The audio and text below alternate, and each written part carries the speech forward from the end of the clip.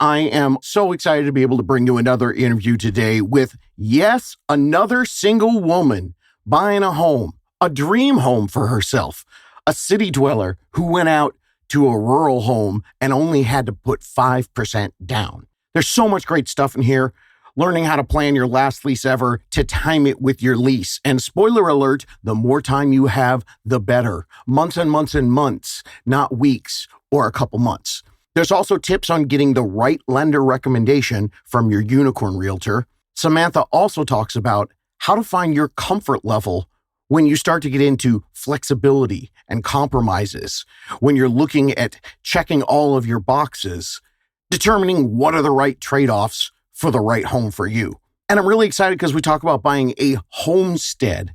Again, Samantha went from apartment living to her rural dream home, 2 acres, so she could have animals and plants and flowers and all kinds of things. But she didn't buy the first place that she looked at because there were issues with inspections for those larger land properties. So there's great information about the septic and the well inspections and figuring out how and when to break that deal. Keeping an eye out for those red flags you might find, especially when it's a flipper home. And you'll also get to hear her personal story about how she's going to use this home purchase to fund her personal dream of opening her own business. How to Buy a Home educates, protects, and connects first-time home buyers to qualified vetted realtors in their area. Whether you're looking for DIY information or step-by-step guidance, How to Buy a Home is the #1 resource for first-time home buyers. All right, time for another interview with a How to Buy a Home success story. This is Samantha, who bought someplace in Texas, and I'm so excited for you to hear her story. Samantha, why don't you start with my favorite part? Give everybody your best learning experience now that you're a homeowner. Awesome. Well, thanks for having me, David. I would say my biggest piece of advice is going into the home buying process. Definitely have a checklist of things that you value and you want with your home, but also don't be afraid of tweaking it, especially as you see homes. Be pretty open to flexibility because it could really make or break you getting the home that you'll end up liking. Once you realize, what is something that's super important to you versus what's something that would be a nice to have, but not necessarily critical. That's really interesting. I've been talking a lot about flexibility and compromise because most of the time the people that are coming here are trying to figure out the way to buy a home because they're not sitting there on, piles and piles of cash. Exactly. So, yeah. All right. One of my favorite things about your story is I was going back and looking at our early conversations. You were like, all right, I need someplace between these two big cities. We did happen to have a unicorn there. Yep. And then you were like, we talked in August of 24, and you said my lease is up in April in 25, and you closed March of 25. Yep. So, yeah, tell us about, did you go into your real estate team with that plan and everyone stuck to it? Or did it just kind of work out that way? Or was that your timeline and you guys just stuck to it? Yeah. So kind of a crazy, story of how I ended up getting the house I'm currently in. It started off, as you mentioned, reached out to you in August of 24. I knew my lease was going to be coming to its end in April of this year. So I wanted to give myself enough time to, get the financials in place, get my unicorn team put together so I could really get the process started. So at that time, when I'd reach out to you, you connected me with Stephanie, who's, an amazing realtor, really, really helped with this whole process. And she was able to give me a list of referrals of various lenders that she had worked with in the past and that she was very comfortable with. And that gave me enough time to, vet through them and find the lender who I ended up using to help close this house. So as I said, started the process, reaching out to you in August. By November, I had, narrowed down the list of homes that I wanted to see. And there was one that Stephanie and I had agreed to meet up and do the tour for. This was in Comal County, Texas, which is the county that I ended up purchasing in.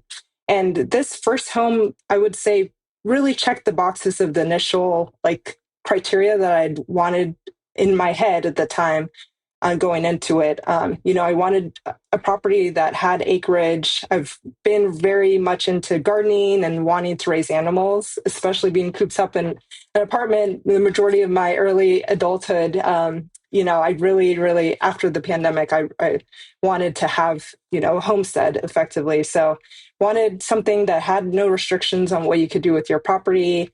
And I wanted something that was 2 acres in this county.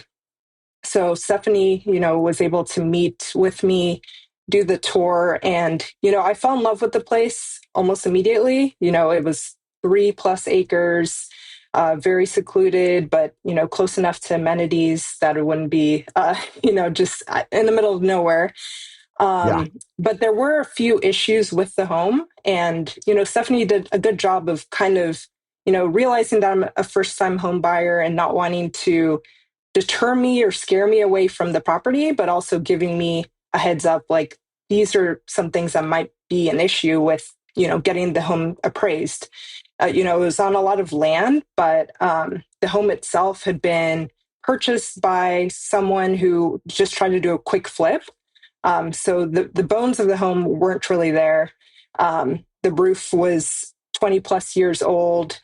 And, one of the other like really critical pieces is getting that inspection done. And a lot of homes in this county are on septic as opposed to city sewer. So I had to do a septic inspection, a well inspection, and then the general home inspection.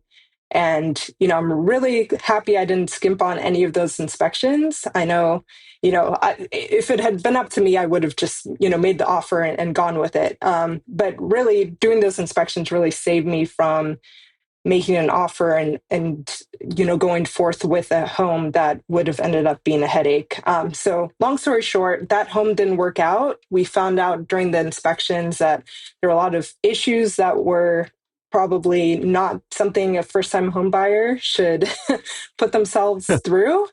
And my boyfriend was really instrumental, and he's more handy. He works with utilities, so he kind of was like, this would be too big of a project for you as your first home. So Stephanie was really great with, just meeting with me and going over again what my long-term plan was with the home purchase. And this was towards the end of last year. So with the holiday season coming up, we kind of reconvened and said, let's start the home buying process towards the beginning of this year. So many great things in there. Love the fact that it was hundreds of dollars for the extra inspections. Yeah. But it could have been hundreds of thousands of dollars down the line. Exactly. So we do everything we can to make sure that we're not, spending money that we don't have to. But sometimes when you are being flexible and looking at options, and it sounds like it was a combination of math. The lipstick on the pig Yes. showed you that some of this stuff was going to be those foundational issues and not actual cement foundation. I mean, Right. the big ticket items. So you knew you were probably going to have some expenses there. Yeah. And then on top of that, the inspection revealed other stuff, or did you, It did. it was a grand total of everything, right? It was.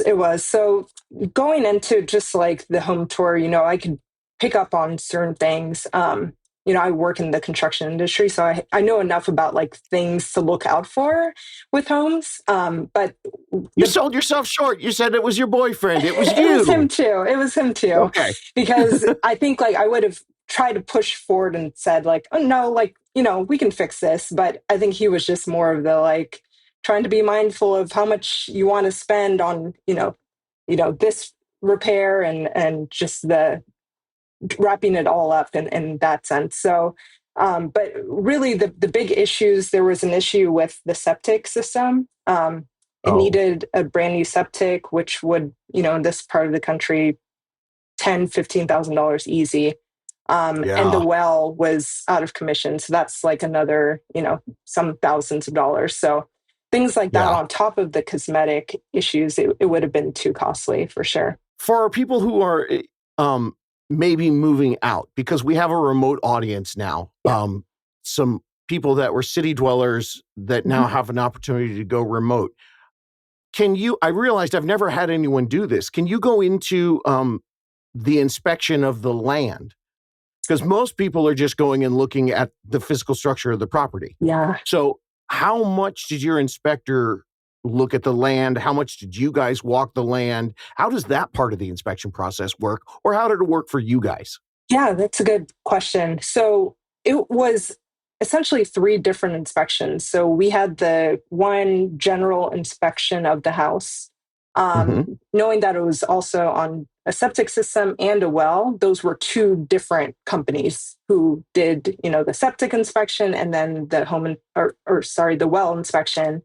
And for the land, I would say that's probably an option to get that looked at. There wasn't anything too challenging or too unique about the land itself. It was pretty flat, but we did make sure that it wasn't in a floodplain, which was pretty important.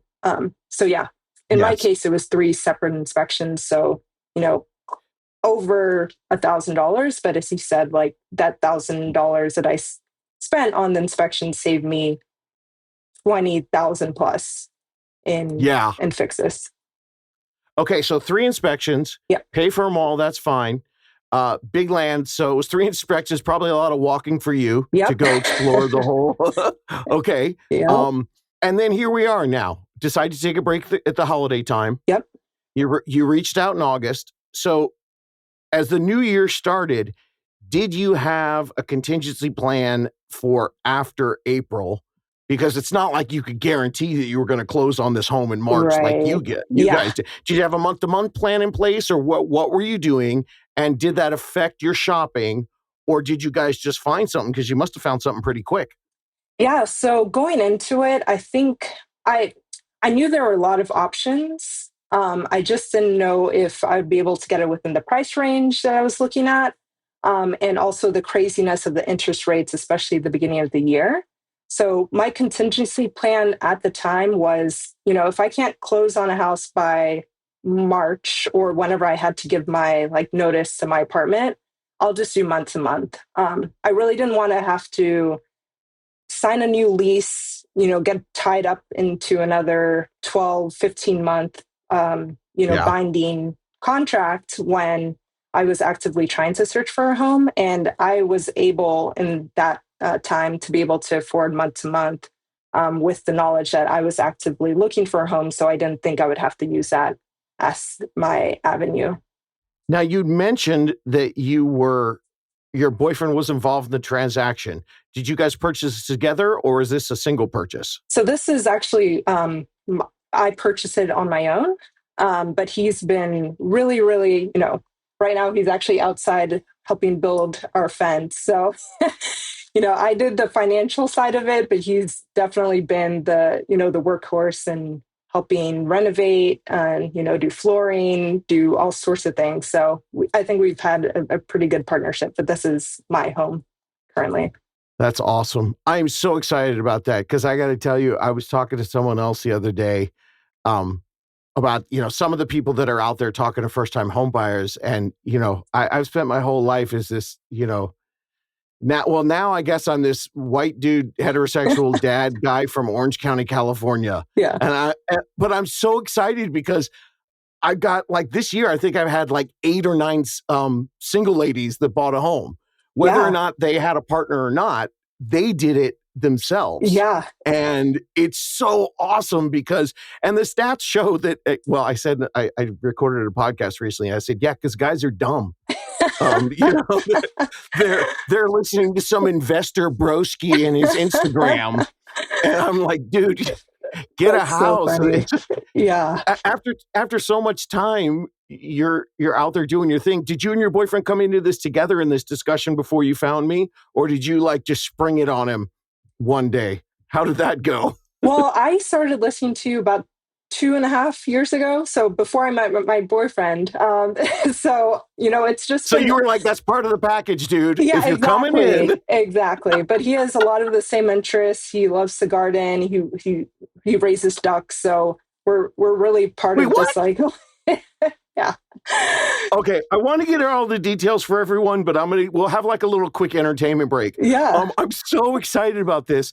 I'm such a dork. I just started on my rose garden. It's my thing I Oh, do in the nice. sunrise now. Uh-huh. And my family thinks I'm crazy. And I do have a lot of friends here in Southern California that are doing the Sure. chicken thing. Yep. What kind of animals are you going to do? So when he eventually moves here, he's going to bring his ducks. We're going to definitely do chickens. I'm trying to convince him to let us get a goat, but he's convinced they're escape artists, so might have to do a little bit more Yeah, convincing on that sense. the trade-off is it's free lawn care for the 3 acres in some Exactly. parts, but you have to build a 3-acre fence. So, Exactly. Yeah, the trade-off is there for real. But yeah, we'll see what we end up getting. oh, that's so fun. How long have you been renting before you made this decision?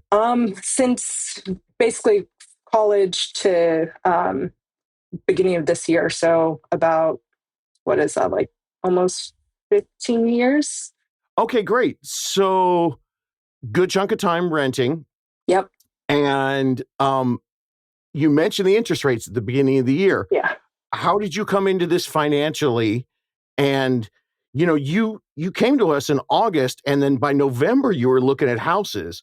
So Yeah. when you got those recommendations to the 3 lenders, was it a pretty fast last lease ever? I mean, did your numbers come together pretty quick? Yeah, I will say, like, listening to your podcast, listening to other YouTube, like real estate type podcasts, I would say maybe the past 3, 4 years, I've just really had this mindset of I want to be debt free by 30 and also get a house by 30. So it Wow. was, a long term plan. It really depends on the person. I won't say that you have to be debt free to get a house by any means, but that's what made me more comfortable. Especially with being able to stretch my budget a little bit with the home that I ended up getting. I wouldn't have been able to do that if I was still paying off student loans and auto loans.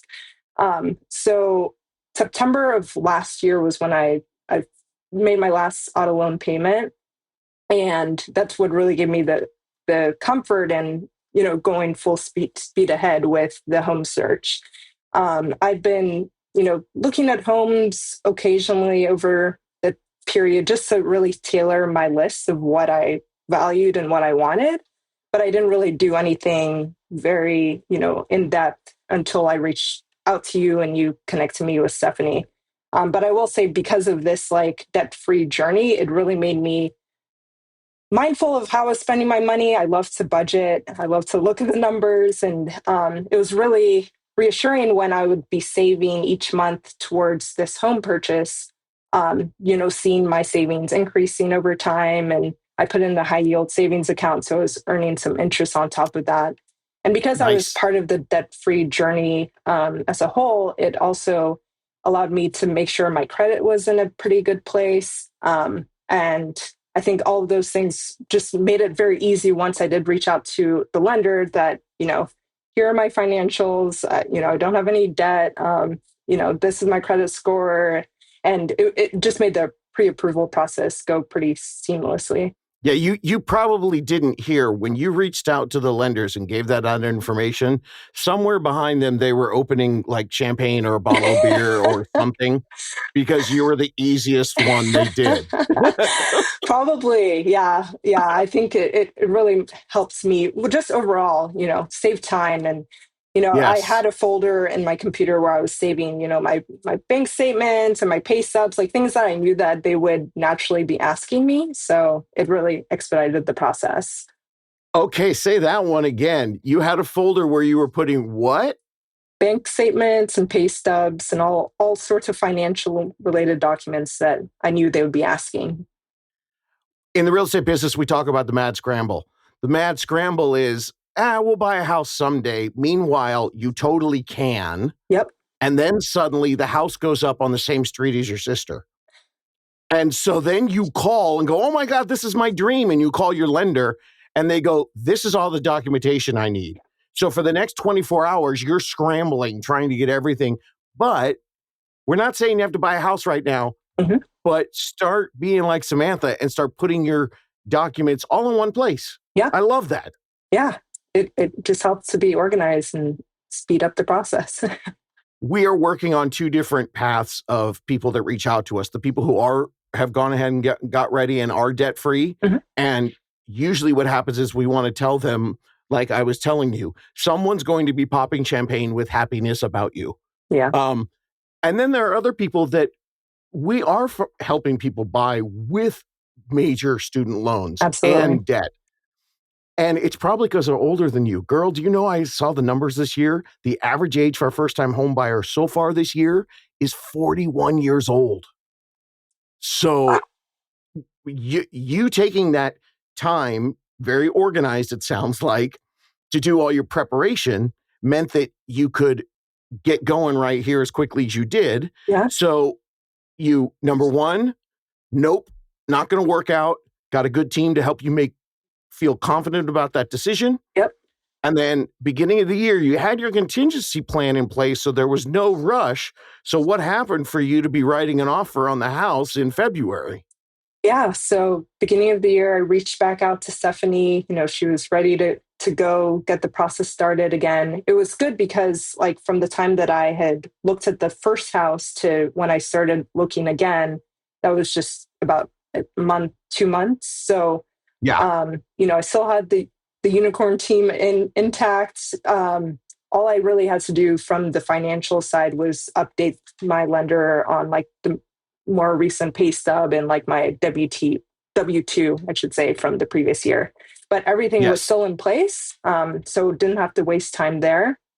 And when I reached back out to Stephanie, I think one of the things that helped me a lot with getting this house was once I went through that process of putting an offer in the first home that I ended up not getting because of the inspections and what it came back with, I already kind of knew the process, putting your earnest money, deposits, all that.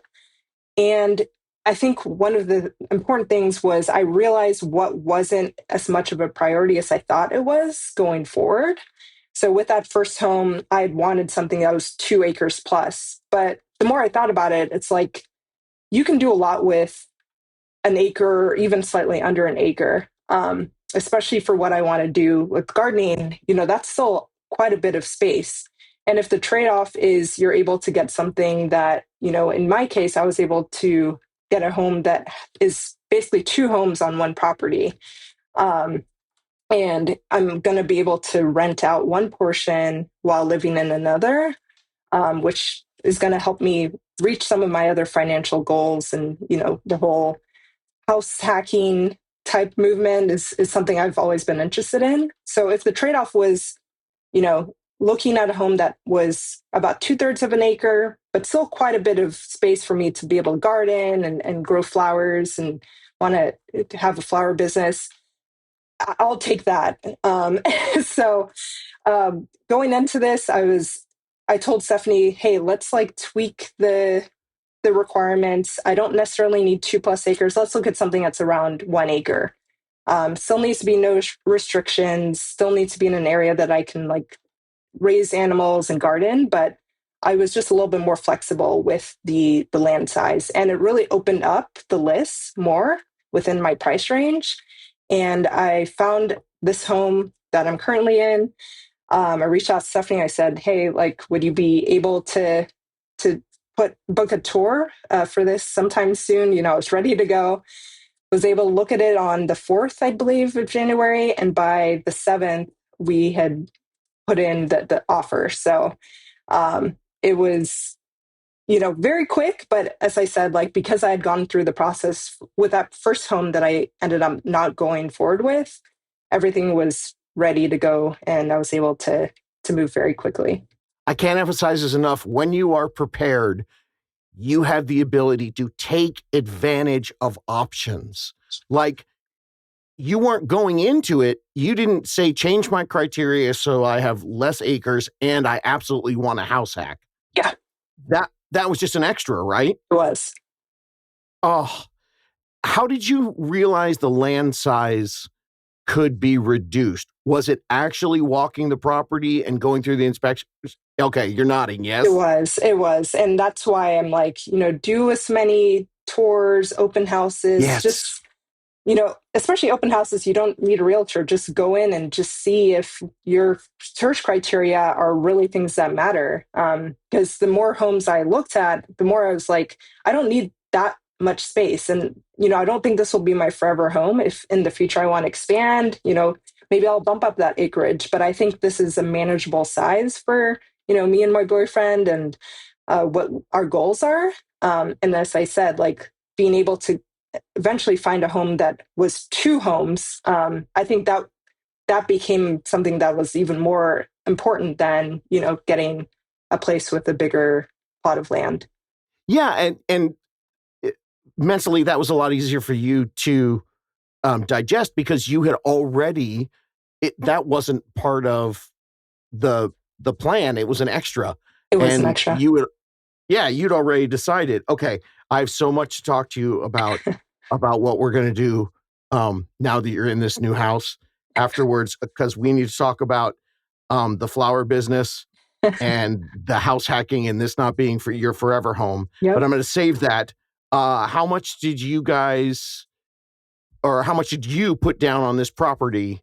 Were you a low down payment option, or had you saved up a bunch because you're super organized? So going into it, my initial budget was about 400. I wanted something in that range, 400,000. I knew that I could take advantage of the first time home buyer like loans with a 3.5%, but I wanted to put a little bit more down just to help build that equity quicker. So I was Yep. looking to put about 5% down. This current home was about 460,000 listing price. Working with Stephanie, we were able to get it down to 440. And I was comfortable with that because even though it was a little bit higher than my initial budget, long term, knowing that I do have the option to do short term or long term renting of one side and get that income, it's definitely something that it will work, and it has been working for my budget because of that income potential.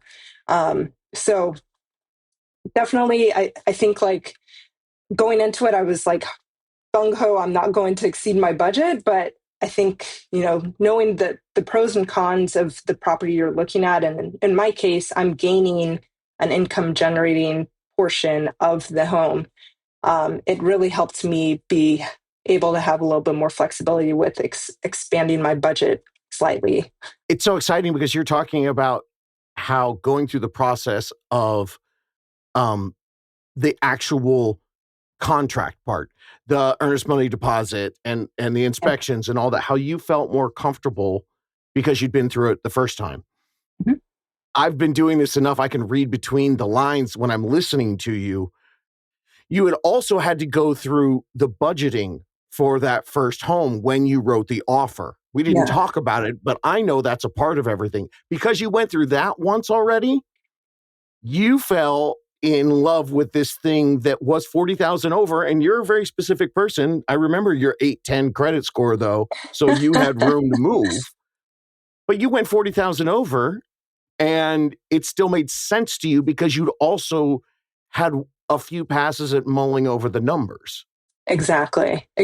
Yeah. And I Are you think, renting immediately? sorry, you were breaking. Oh, I'm sorry. Are you renting immediately, or is that a future plan that you're going to house hack the other side? So currently so my boyfriend and I are living in it's almost like a garage apartment. So there's like a garage at the base and then like an apartment unit above. So this, it has a great view of the backyard and, our future garden. So we were like, we'll live in the smaller portion. And once we finish it does need some cosmetic upgrades, the part that we want to rent out. And, just trying to add maybe like a stair so we can have like two separate entry points. But it's really built as something that is conducive to people wanting to either have family and friends living in one portion when they visit, or in our case, wanting to rent it out. So I'll probably say maybe by next year, end of next year, we'll be able to have it up on our Airbnb or long-term renting it. But for now, our focus is with the garden, with him building the Yep. fence right now. We're just itching to get flowers in the ground and get animals and whatnot. It's such a huge house hack that I tell people about. There's so many different ways you can do it, but living in the smaller place and fixing up the bigger place for larger income quicker. Yeah. And for some people, they're like, dude, the reason I stopped renting is so I could have a big fatty living room and have all my family over and whatever. Okay, well, then that's not for you. Yeah. But for you guys, Samantha, who are like, you're looking at the yard, as you're looking at the land every day out your window. Yeah. So, every new tenant that comes in that helps you pay your mortgage also is more money for you to go down to the nursery Yeah. and, to the Exactly. farm, Yeah. buy stuff. Yeah, that's what we value. We don't really care too much about the interior space. We're more about like, let's go outside, let's build up our garden and our farm. So yeah, it just works out perfectly. And coming from an apartment, like this is still way more room than I had in an apartment, even though this unit is about 900 square feet. So I'm still very happy. Yeah, but then you just open the door. Yeah. And you've got acres, not balconies. Yeah. Exactly. Okay. So I'm going to turn the end of this into a quick coaching, which I've done with some other people. Uh-huh. So you want to do a flower business someday? Yes, that's a plan. And this is not your forever home? Not my forever home. Okay. There are multiple different paths. I would never say, do this one. It's the smartest thing for you. Why? Because we haven't done a consultation. This is just a conversation about what you did, not about what you want to do. Yep. Here's some thoughts let me plant for you. Okay. You're young, so you can hang out in the small house. Do it until you want to start throwing remote controls at each other and go, we need more space. Because as you could keep renting the big one, cash is king. Yeah. Get it? Just start putting it away. Yep. In about 2 or 3 months, go back and talk to Stephanie, and we'll talk to the lenders that Stephanie got you with, because they obviously got you a great deal, and tell them you want to do plan A and plan B. Mm-hmm. We want to buy another house in 5 years. Yeah. I want 2 plans. One plan where we sell this place, one plan where we keep it. If you can do another 5% down payment on your next property and you have 5, 7, 8 years to plan for it, the down payment saving isn't as daunting. Sure. And in a couple of years, as rents go up, your mortgage payment isn't going to be as difficult because you're going to be having income from the house hack. The garden that you have now could be the most amazing garden you ever had in your whole life when you're 50, if you have one house that you bought in 2025 and you still own it, because that's going to be nothing but a financial stability for you down the future. And I've been doing this recently on podcasts to people, and I mean it, because nobody makes any money this way. Mm-hmm. This is not how realtors make money. Yeah. Keep your house, don't sell it. Right, exactly. I'm just telling you, this could be an incredible thing for you because you already have the mind for it. I can hear the way you're thinking about it. Yeah. Some days you're like, no way, dude. I've been in this house for 5 years. We put so much into it. I want to sell it and get all the money out of it. Makes sense, but just something to think about for you guys. I definitely appreciate it. And that's definitely something I've been thinking of, because we live like 5 minutes from the lake. We're like in a really touristy area. So one of the reasons why I want rental heaven. Exactly. Yeah. Airbnb, we thought it'd be perfect for short-term rentals, but I've been leaning more towards holding it just to have the place to go when we go to the lake, and then continuously rent out the other side of it. So yeah. I mean, you could, and the other thing too is you can long-term rent like April to April. Yeah. And then don't rent it in the summer. Yep. And then start the next lease in September. That's a good point. Yeah. Yeah. because So we you can could be benefit making from it. enough cash. I know. Yeah. Yeah. The exciting thing is you had to be flexible and compromise getting in. Yeah, Now, getting out, it's all about all the options that you have. exactly. Yeah, it's So, exciting to think. was there anything else about the financial side or the inspection side or the home shopping process that we didn't go over that you want to share? I will say one thing with when I did put the offer on this home. So we put the offer, or I put the offer in January 7th ish. Around January, mid January, I worked with the lender to lock in my rate. We did do the inspections like the previous home. Did the septic. Again, this was also on the septic. And the issue was that the home, because the side that I live on currently, it was an add-on to the existing structure. Once they added this side, this apartment garage, they never updated the septic system. So it was undersized for the number of bedrooms Uh, for the combined house, the two houses. So, that would have been a make or break thing. As I said, like septics are $10,000, $15,000. But thankfully, the seller was willing to cover the cost for a brand new septic system. So that was great news. Getting a brand new septic system without having to pay for it out of pocket is awesome. The only thing with that is like it takes about a month within this county to get all the permits filed and everything for any septic that add on or change. So my rate was locked for, it should have lasted for 3 months. And my closing date, which was March 6th, was fast approaching. And, I was really nervous about, hey, I don't know if we're going to be able to close on time. And also, I think this rate is going to be expired by that time too. So one of the I guess the benefit of having such a like long waiting period where we didn't know if we're going to close on time is rates did start coming down slightly, still in the high sevens, but it started coming down. And, listening to your podcast and just educating myself on what was going on in the market, I was like, why don't I go up to the lender and see if they could do like a float, like a rate float? And, at the time, Amy, the lender was like, it's been like 2 years since I've done one of these because rates have been kind of crazy, but, I'll see if I can get that for you. So, yeah, because they've been going up. exactly. But I was Floats are when rates go down. exactly, but it was this like little sweet spot, at that time that it kind of started going down. And because I proactively asked for it, I was able to get my rate dropped 0.25%. So it helped save me money. That was at inauguration time Yes. dip. Yes. Yeah. Yeah. Yeah. So, something like having to wait and be nervous about, am I going to meet my closing date because of the septic permit holding us up? It actually benefited me because I did have a little bit of buffer time where rates did drop and my lender was able to slow my rate down. So we ended up having to just extend it we were able to close on time, but the rate lock ended a week before I actually was able to finalize everything. And my Just to pay out of lender, pocket for a week.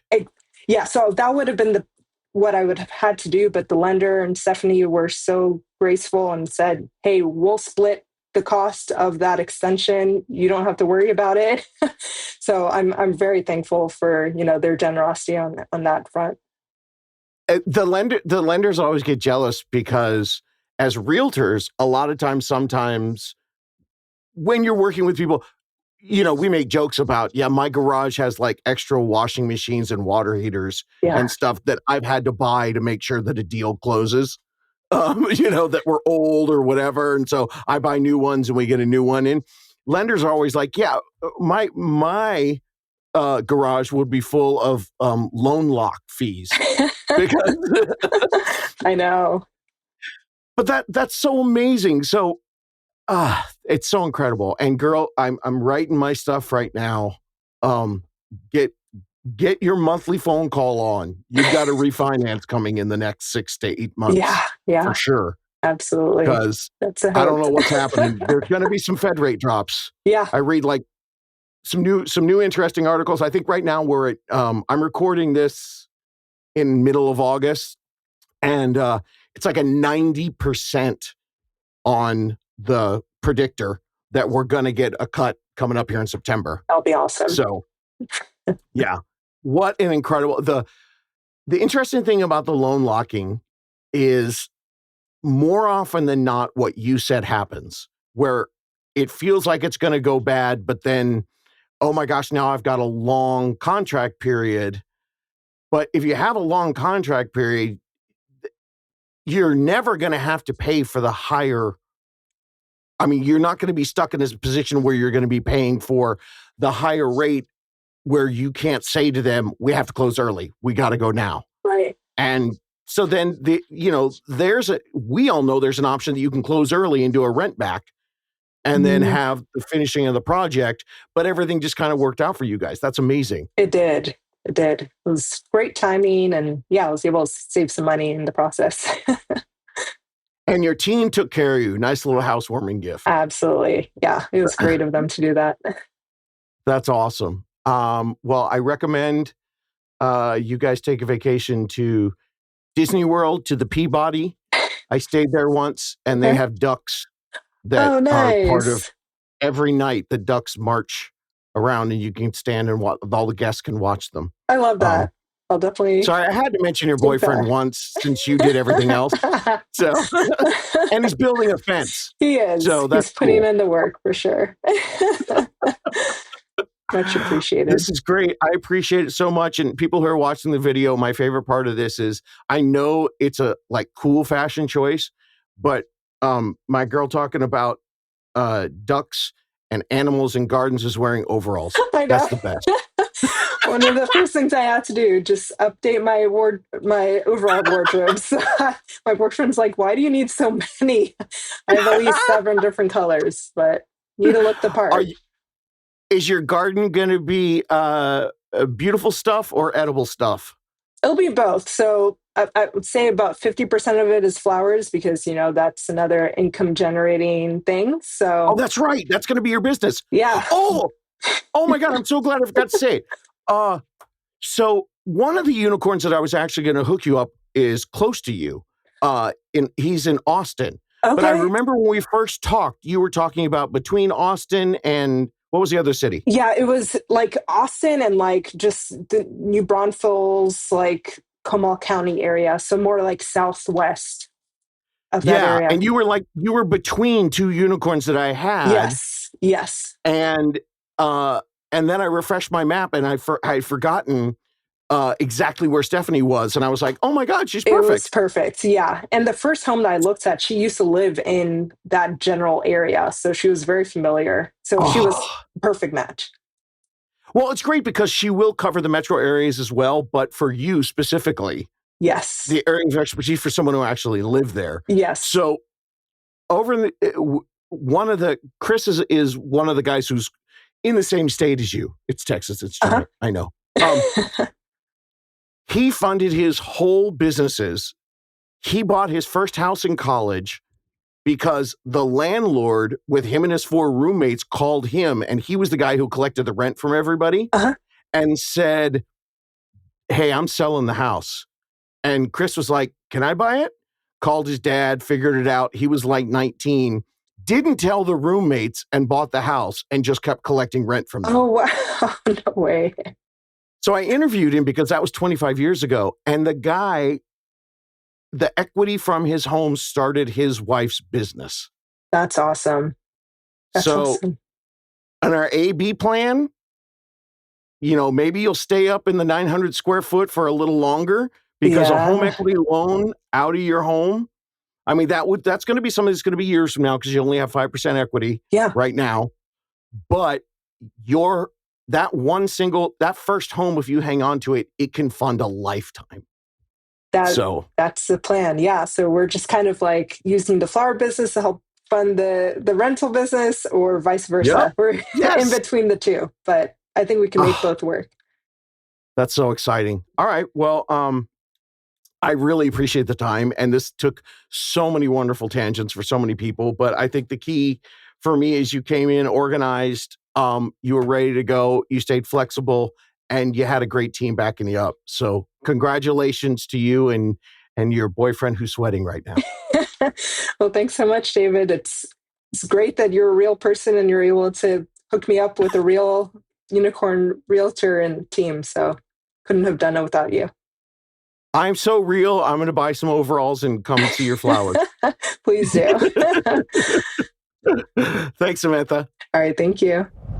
Thanks so much to Samantha for bringing all of her tips, her wisdom, her guidance, her inspiration, and her motivation to us here at How to Buy a Home podcast. If you're new to the show, I've been doing this since 2019, and my main focus is to make sure you get the tips, the education, and the information that you need so that you can become a successful first-time home buyer, just like all our interviews. And what I say on the podcast, yeah, this is real. That's why we're the only podcast with interviews of over 100 different first-time home buyers sharing their stories of how they took the information here and turned it into them buying a home. If you've got questions yourself, go to howtobuyahome.com, hit the Ask David, hit the Ask the Unicorn. We're always here. And like Samantha did, there's never a bad time to start your planning. You can set things up for 8 months from now, for 2 years from now. But the more time that you're working with the right team, the better results you'll get. Just like Samantha. You can do this. Looking for more DIY education or your own personal step-by-step guidance through the home buying journey? Since 2019, How to Buy a Home has been the #1 resource for first-time home buyers. So visit howtobuyahome.com to get started.